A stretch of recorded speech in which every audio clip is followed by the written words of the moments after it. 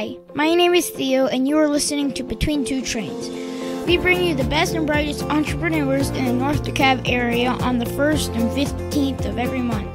Today, your co-hosts are Van Pappas and Eric Most. And now, Between Two Trains.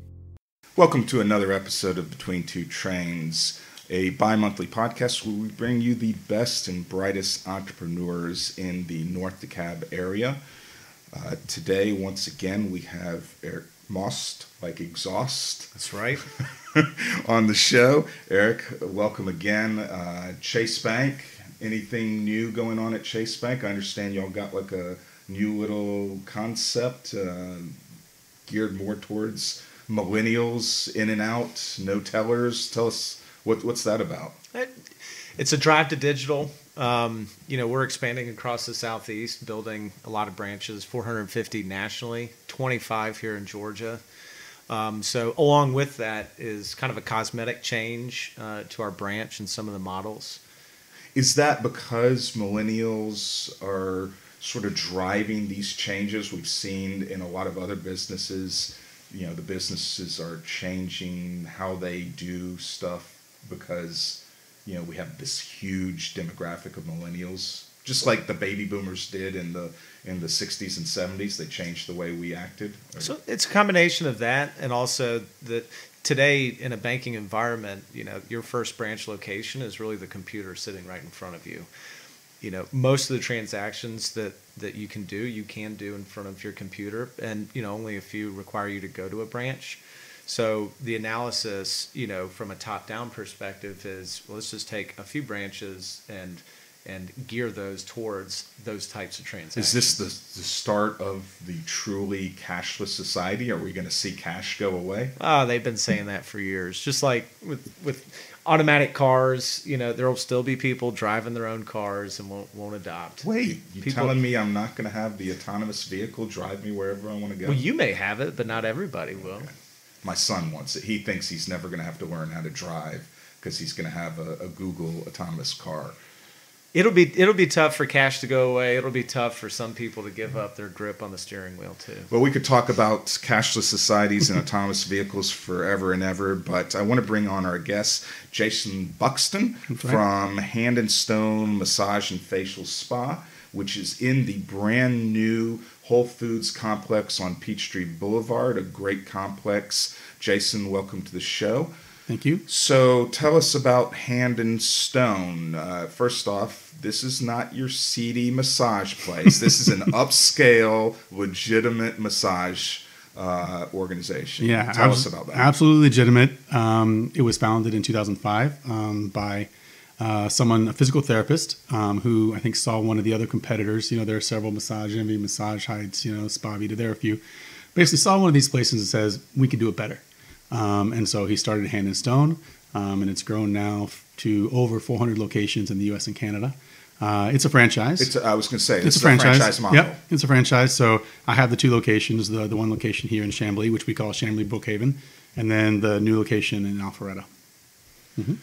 And that Alpharetta just opened? No, let's say 65 days from when we got the permit, which was on Monday, so let's say 63 days. Okay, yeah. So you got a couple of months in. Mm-hmm. And the Chamblee location has been open for over a year now. Right. It opened in 2017. I'm the second owner. So I bought the business in May of 2018.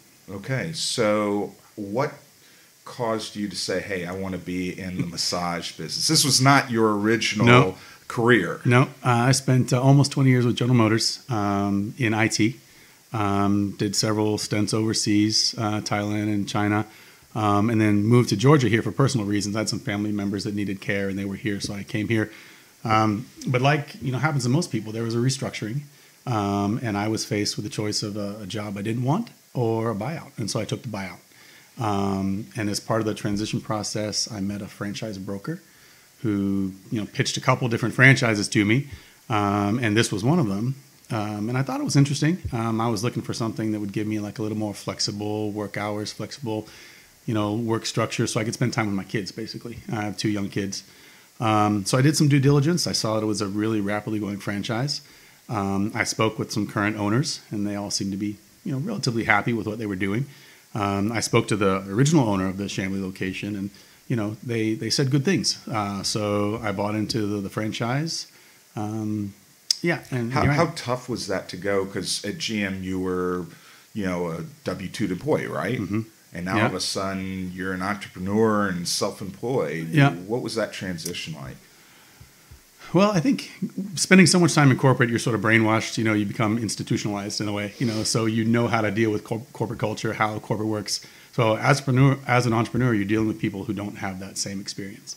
So when I come into the spa or this business, I have certain expectations about just how things work, and you find that people aren't the same. So for me, I think one of the biggest challenges that I've had is just simply sort of relating with the people who are of a very different background.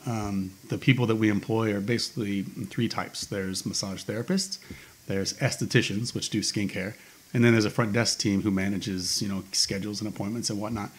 And so, say 2/3 of the staff, they consider themselves healers, right? Caregivers. And so, me, from about as far as empathetic as possible, I was in IT. To now try and relate to caregivers, it takes some learning. They aren't necessarily motivated by the same things that I was. Right. So that's been a challenge. Yeah. You're not getting a license to go do the massage yourself. You're handling just the business side of it. Just running the business. Yeah, so estheticians and massage therapists are licensed by the state of Georgia. Right. And to be honest, it's a hard job, particularly with massage therapy, because you're working physical labor, and so you can do maybe 6, maybe 7 massages a day, and that's it. And, they go home tired, just like a, construction worker. What did you have to do leading up to buying the business to kind of understand when you monitor your employees, if they're doing it? I know they're licensed by the state, but at the end of the day, they're in your shop doing it for you. So how much do you monitor, or do you give them the rein to do it their way? Well, not do it their way. I mean, they're taught to do it a certain way based on their license in the state of Georgia. And then they're taught the hand and stone way for some of the treatments that we offer. So the franchise has a training program for them. Right. It's not an extensive training program like we come and train a week, but there are sort of written protocols, and there is some hands-on training that they get. But a lot of the feedback that I get is from customers. So anytime a client leaves the spa, they're going to get an email that says, "How was your service?" Or there's suggestion cards that we have them fill out. And I'm in the spa a lot, and I talk to a lot of the clients, so I kind of know what's going on. Even the treatment styles of the therapists or the estheticians, just by talking with clients, I kind of know what they're good at. So I get a lot of feedback. Having started now a second location, how much of your time is divided between the locations? If you're in the spa a lot, talking with customers, are you in the Chamblee one? Are you in the Alpharetta one? Do you split up your day, or? So that's a good question. I was really surprised. I guess that was another thing I learned, is how much of my time it takes to operate a retail business with so much client interaction. Clients are demanding. I speak with them a lot and, manage their calendar, manage the staff. So I found that I really don't have enough of my time just to run the one place. So I've hired a manager now to take over the day-to-day operational aspects, so I can focus on marketing the business, and also sort of starting up the operations at the new location. So I expect to be basically out of the Chamblee location and focused on Alpharetta and general marketing. So let's talk about that marketing. And, I know what I do for marketing as my financial planning practice, but what I do is going to be very different than what you're going to do as a retail operation. Right. What have you done so far over the first year that you've had the Chamblee location? What are you finding works and what doesn't work? Right. It's hard to tell. So Hand and Stone, they require me to spend a certain amount of money, certain percentage of revenue on marketing, and they help plan the marketing. So they tend to like to do direct mailers, which I find not to be very effective. So I've tried to get away from that, because my personal experience is anything I get in the mail doesn't have, my business associated with personal to me. I just throw it right in the trash. So I assume others are the same. So I do very specific marketing basically around birthdays. People get a nice birthday card and it gives them a discount at the spa. I spend most of my money on Google ad placement. And then I've done a few other things on the side, like as it happens in Chamblee, there's a huge electronic billboard right behind the center. So I've advertised on that billboard. And we do a few other things, but the response is difficult to measure. We can use tracking numbers on mailers, and if somebody calls a certain number, then we know that that marketing was effective. But like with the billboard, I didn't want to put a number up there because people are driving by. Are they going to write it down? Yeah, so it was really hard to gauge. I mean, the sign was beautiful, and I think it helped, but it's really hard to assess. I think where the real marketing opportunity is more personal. So our clients that are there, that are happy, that are members, I give them opportunity to refer clients, and I give them coupons that they can refer their friends. And then just locality, just where we are, we have a lot of apartment complexes around. So my intent is to go try and market to them. Would you, like a door-to-door type thing, or you just go to the apartment complex and say, here's some coupons for your residents? I'm open to both. I mean, I'd like it to be something more formal. Like I'd like to go to see the property management or the management company and say, hey, I'm willing to offer for all of your members a certain something. I don't know whether it's a gift card or a discounted membership. Can you do on-site events? Like, could you bring some of your massage therapists to come and do like, hey, we're going to do an apartment complex. Yep. Come down to the club room between 1 and 2 and get a free massage. Yep, we do that. We usually use a massage chair, which you've probably seen. You can sit up and you're face down. We do that. Sometimes people want that for employee appreciation events. And so we'll go do that, and I'll take, a couple massage therapists, and we'll go do a chair event. So, we do that. We've been doing it at the club, Lifetime Fitness. They have like a member appreciation day, and so we go there, and, we give, 10-minute chair massages to the people as they're working out. And we've gotten some clients from that. Let's talk about the pricing model. How does it work?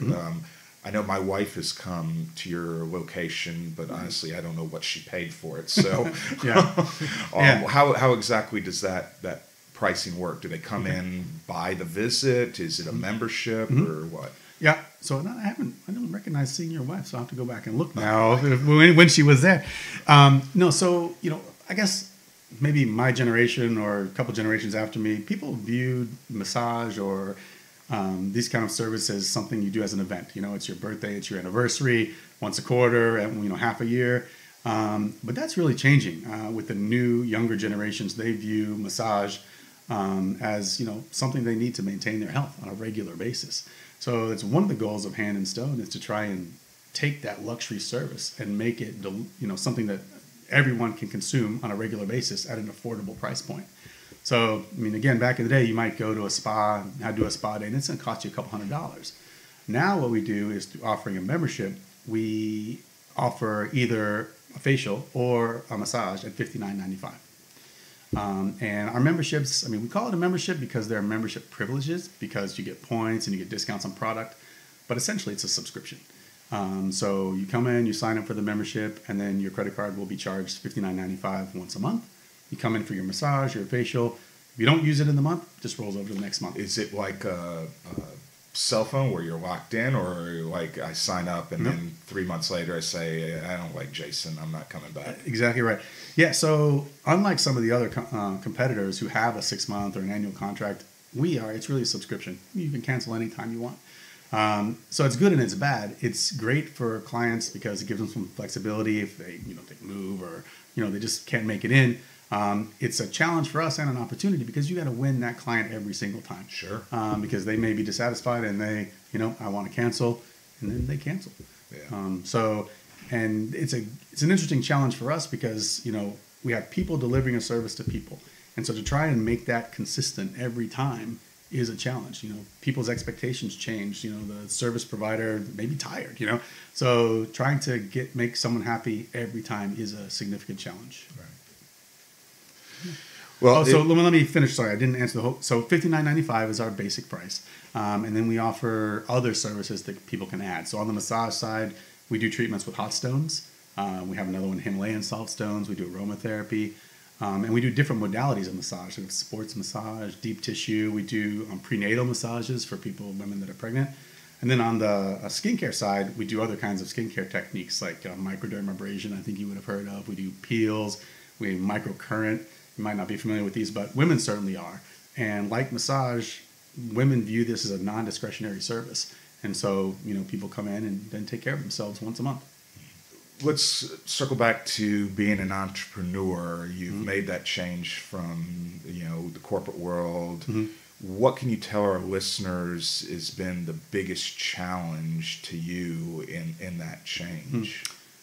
Well, I guess one of the things I mentioned is just, sort of relating to the different world. If you've been in that world for a long time, it's difficult maybe to transition to, people who aren't used to the corporate culture. But I think aside from that, the other part of it is, when you're in the corporate world, like I said, institutionalized, you're used to that regular paycheck, right? Whereas an entrepreneur, you've invested a lot of your money, your personal wealth, into, starting up a business. Basically, each one of these spas to, set up the building, equip the building, and then get through, let's say, a 1 year period of where you're sort of building a customer base, you're going to spend about $500,000, right? So it's a significant investment to have on the line for, basically no pay. Well, let's talk about how you did fund that. So, there are we've had a lot of entrepreneurs. They've told us about, government loans. They've talked with Eric about loans from traditional banks. Right. Tell us about how you went about that. Right. So part of my researching in franchises, I read something called the ROBS. It's the Rollover for a Business Startup. And it really is appealing for someone like me who had a significant 401k after being in the corporate world so long. And what this allows you to do basically is you start a new company, a C Corp, and that company then has a 401k for the C Corp. And you take your current 401k value and you roll it into a new one. And then you use that new one to basically buy shares in the corporation. And that's how you fund the C Corp. And then you have basically your 401k there is then available for you to invest in and run the business. Right. So I say that I own the spa, but technically my 401k owns your the spa. retirement owns the spa. And they pay me as an employee, and I hold the officer positions. But yeah, I'm an employee of my 401k essentially. Yeah. So it's good. I mean, it's interest-free cash. In a way, I'm not taking a small business loan, which I don't want to pay interest. On the other hand, I've risked my retirement. You are definitely risking your retirement if the business fails. Exactly right. Not only is the business failed, but your retirement retirement is in jeopardy. That's So right. I would definitely suggest those that are listening, before you just go do this, seek some advice, because you want to do it right, and it seems like it's working for you. Well, we'll see. We'll see. But it is something that you need to plan out and make sure that it's the right course of action. And it's not a taxable event. No, Right, it's it's not not a taxable taxable. event because the business is now owned inside his retirement. It's basically no different than, hey, I'm buying shares of stock on the stock market. Just in this case, I'm buying shares of stock in my own company. Now, there are some sort of specific things you can and can't do. That's right. There are rules around it. So you got to have you can't. I wouldn't recommend anyone to go just do it themselves. No. There are companies that specializes in this. Go to them. You pay them a recurring fee. Yeah, that's the way to do it. Well, that's great. That's something that we have not yet heard on Between Two Trains is that concept, and it is out there. And so those of you who are looking to start a business, like, I don't know how I'm going to do it, I got no cash, that could be an option for you. But like I said, seek professional help before you just go do it. New content alert. New content alert. Hey, you're always learning something new on Between Two Trains. I've always said, what have I said, Eric? You could almost get an MBA from listening to our show. Almost. Almost. Well, something else that's new is the business broker, or the franchise broker that you visited. What was that experience like? Yeah. So when I left General Motors, they offered us outplacement services, basically, how to rewrite your resume, reminding you how to interview. And I think this particular franchise broker was affiliated with the outplacement service. And she just, came in and sort of pitched different things. And she said, hey, all of you guys, professionals, came out with probably some cash. What do you want to do now? And so, I guess I can name drop. The name is FranNet. Franchise Net. Yeah. And so they're here locally, and so I met with them, and we talked about some ideas. The ideas that were kind of hot at the time. One was a large format graphics printing business, which I really liked the business. I thought the graphics were cool, but it really relied on the owner to go out and sell the business, and I didn't think that was my skill set. The other one was a tree harvesting business or tree trimming business. Which sounds weird to be a franchise. And that, again, required a lot of the owner's time to go out and quote the business. and you could go out and quote, 5 jobs, and you might get one. And it required some heavy equipment. I in particular like that one. And when I first actually looked at the spa business, I didn't like the membership model because my preconceived notion of it was that it was a 6-month membership or an annual one. And I thought that's a pretty hard sell. Like if it's $59.95 and you got to sell a year's worth, it's a $700 membership. Yeah. I thought that was a challenge. So when I learned about basically the month to month, I thought, okay, this is kind of a no-brainer. If you've got someone who is interested in massage or skincare and view that as a normal part of their life, a subscription service, is something they value, right? And the price point is compelling. So I thought, okay, this is something that we can do. It's funny because I don't like when you have to have, when I talk with clients about their bills and what I hate when you are locked in for a year. We at Oxygen Financial do something very similar to what you're doing on the financial planning side. So we have some online technology that we use to create a financial dashboard, and we charge people a monthly subscription fee, and there is no lock-in. If they don't like the technology or they don't like me, they can cancel at any time. So we're in the same boat that you are. I know exactly what you're saying. You got to sell yourself every single time you see that customer. Otherwise, they're going to go down the road somewhere else. But I think it's a better model for the customer, and I think the customers who understand that become more committed to you as the business, because they're like, hey, I'm not stuck here, Well, we've got to take a short commercial break to hear from our sponsors, but when we come back, we're going to play our ever fun game, Hot or Not, and we'll be back right after these messages. Hi, this is Jeff Hill with Remote Home Check. This is Regina Weir. Hi, this is Greg Burke. Hey, Jan Levy. Hi, this is Margaret from 3411 Co-working, and you've been listening to Between Two Trains. Welcome back to Between Two Trains, a bi-monthly business podcast. You can listen to us at your work on our website on betweentwotrains.com, or if you're in the car, just open up your favorite podcasting app and check us out. So, Eric, we're going to play Hot or Not. Do you want to take the first one? Sure. So, Jason, you talked about having a manager at the Chamblee Brookhaven location, and you're spending time in Alpharetta. You also touched on the initial investment and how that goes well beyond what meets the eye to set this up. So along that path, how much information do you share with the manager? Is it hot to share detail level information with the manager, or is that not hot? So maybe I wouldn't limit, if I could answer just not for the manager, but I would say not hot. And I did this, and I regretted it after. As the new owner of the business, I had a vision of making this sort of, team, all pushing in the same direction, all interested in the success of the organization. So I shared a lot of detail. I shared what I pay in rent. I shared what my costs are. I shared what I invested. And similar to what I talked about earlier, just the difference in perspective going from corporate to someone who's a healer, it didn't resonate. I think the team, they saw a lot of big numbers, and they assumed, he must be rich. He must be rich, right? And it didn't have the effect that I wanted. So I think I would share with a manager, but definitely with staff, I wouldn't do that again. Yeah. All right, so you're in the Whole Foods complex. I know the complex well. It's a fabulous addition to the Chamblee community. It's really driven up the view of what people think of Chamblee. But I know rent can be a challenge. And so your hot or not is triple net leases on real estate. Is that a hot thing or not such a hot thing? And maybe we should disclose to our listeners who might not understand what a triple net lease is. If you rent a house, you have a lease, you pay a set monthly fee.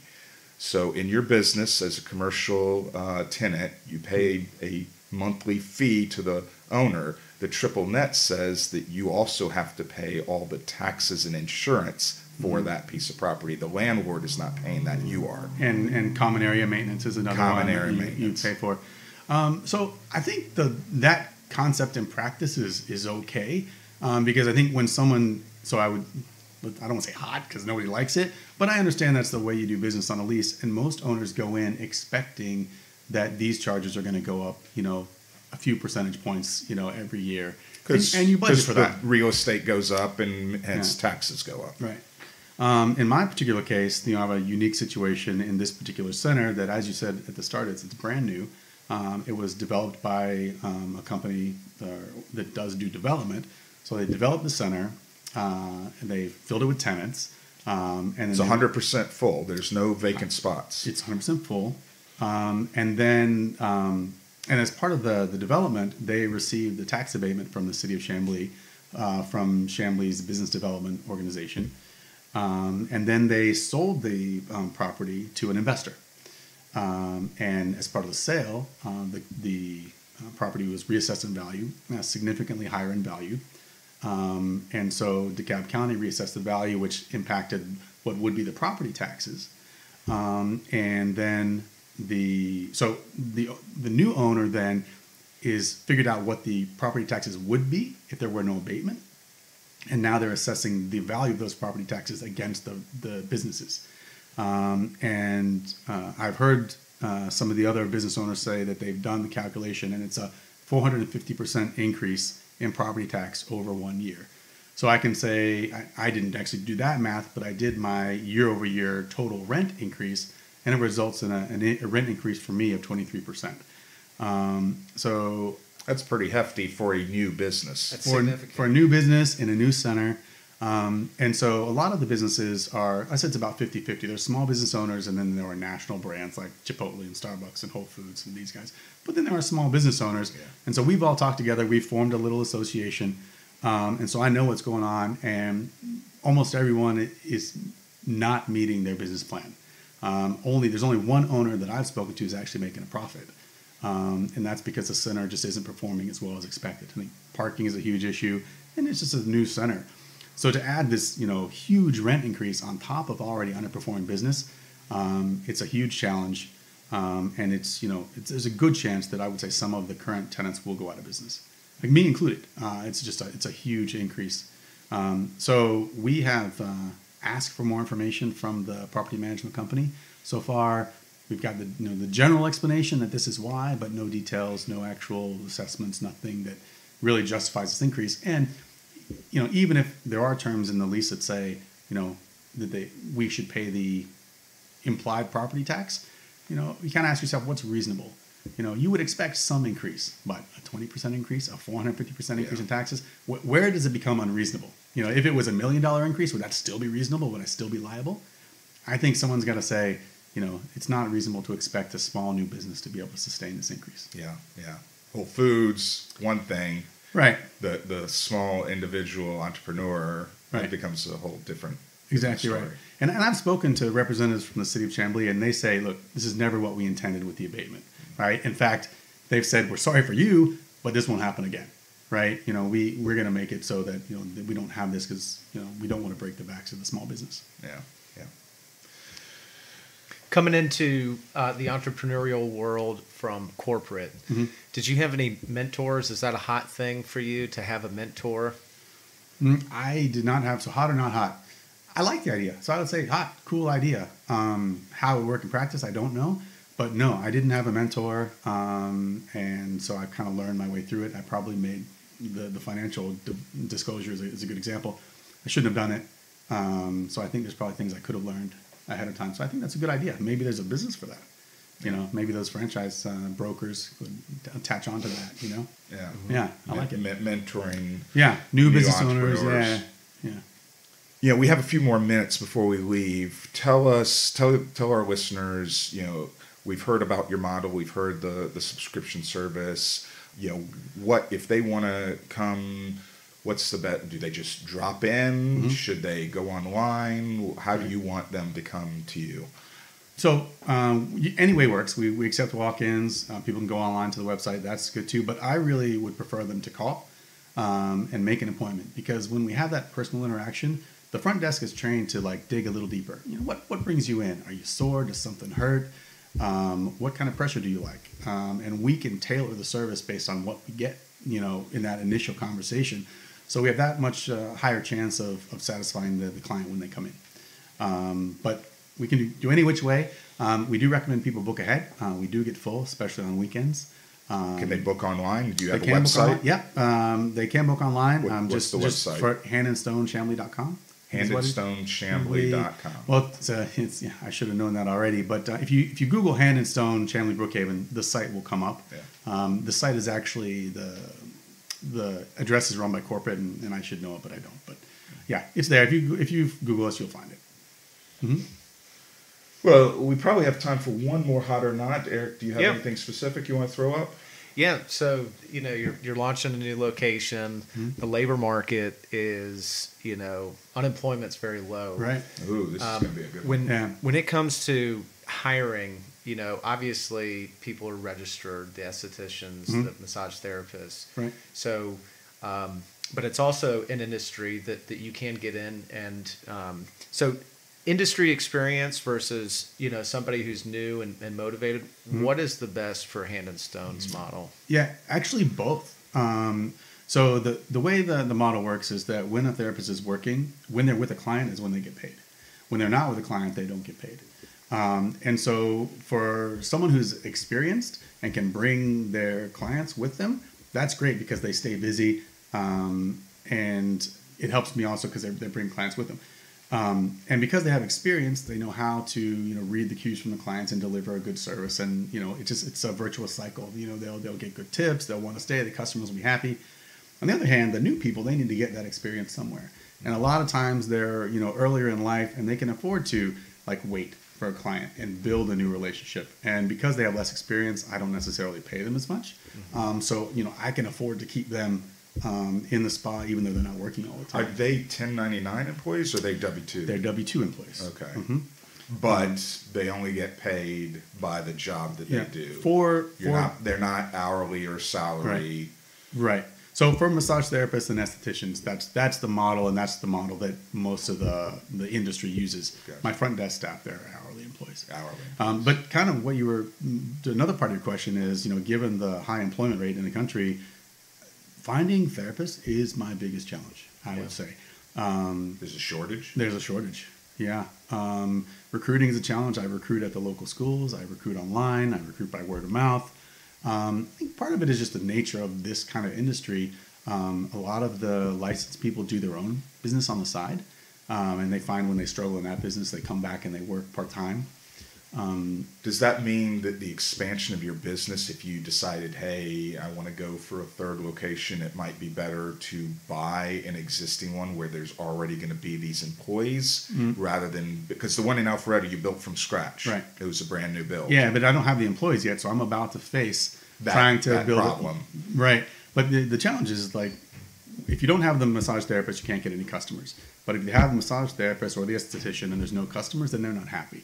So how do you grow both, right? To get the therapist, to build the clients, and then add clients and add therapists, you kind of got to sort of step it up. Yeah. So at the beginning, maybe I'll have just a few staff, which is easier to find. But it's hard to find and keep licensed service providers. Well, we have come to the end of our episode. Thank you, Jason, for coming on the show. We really appreciate it. Eric, again, thank you for showing up. Any parting words for our listeners? I'm excited to hit yard work so then I can come and see Jason. That's right. We'll straighten you out after the Cut weekend. the grass and then go get a massage. Oh, man. I'm going to wash the car. I'm going to make my wife real happy. Notre Dame baseball. My wife is going to be real happy when I'm washing her car, doing the lawn, and I say, honey, come on, join me. We're going to get and take care of it. That's right. We have a lot of couples. Yep. Couples come in. We have a room especially set up for that. They can both be in the same room. Both be in the same room. Yeah, it's pretty popular. So, yeah, come on down. Do you have men and women massage therapists? Yeah, they're all women. No, we have, in my case, we have one male and the rest are women. Yeah. Mm-hmm. So, yeah, everyone. I've had a couple massages in my life. I'm not sure about they gotta have the grip man strength. giving the man massage. See, I'm a fan. Yeah. You like gotta have the grip strength to. I feel pretty secure in my masculinity that I wouldn't mind, but I've never had it done, so I'm not sure. We get that a lot, and I would say it's a bit generational. Younger folks don't seem to care as much. Calling me old? You and our generation, or maybe I don't know if I'm older than you, but as it happens, the male therapist that we have here is one of the most highly recommended or requested and has the biggest recurring customer base. Nice. Mm-hmm. Nice. Yeah, so everyone come out and see us at Hand and Stone. Ask for me. I'm always there. There you go. And come with your spouse. Yeah. Thanks again, and you've been listening to Between Two Chains. Keep listening to us every 1st and 15th of the month.